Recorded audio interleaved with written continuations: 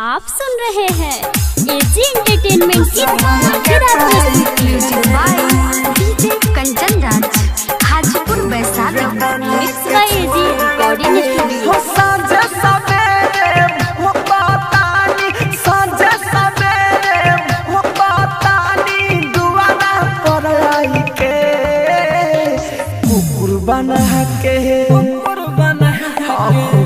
बना के छोड़ दिल दूसरा के पाई के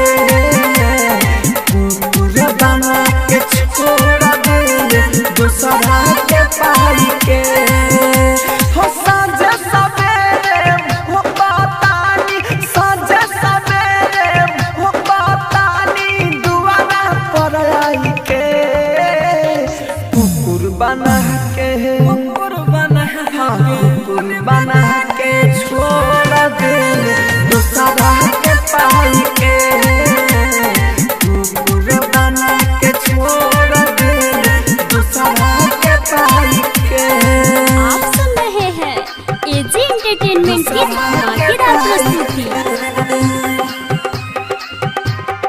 दूसरा के पाई म्यूजिक बाय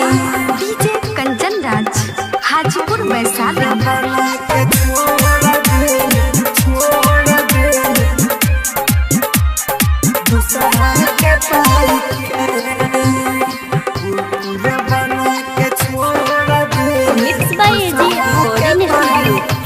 गहला में पाटा डाली चाहे घुमावे के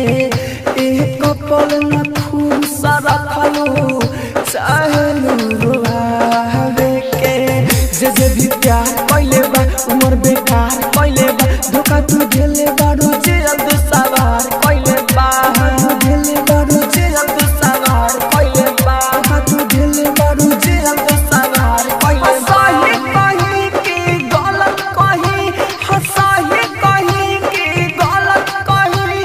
देखी है जमाई के कुकुर बना के छोड़ दिल दूसरा के पाई के कुकुर बना के छोड़ दिल दूसरा के पाई के। आप सुन रहे हैं एजी एंटरटेनमेंट की धमाकेदार प्रस्तुति दूसरा के पाई music by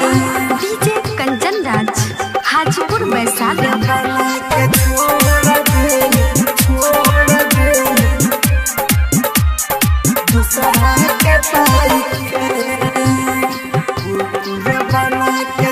mix by AG recording studio. अठारह से मारे अब गौवा के लोग रे काहेला धरैले हमके ऐसन रोग रे राहु राजधानी जी रे न गम ढेर पीर अमित आशिक कहेला बदलाली रे आशिक कहेला बदलाली रे अमित आशिक कहेला बदलाली हइले बेइज्जती सुन रे ते कइले बेइज्जती सुन रे साथे घुमाई के कुकुर बना के छोड़ दिल दूसरा के पाई के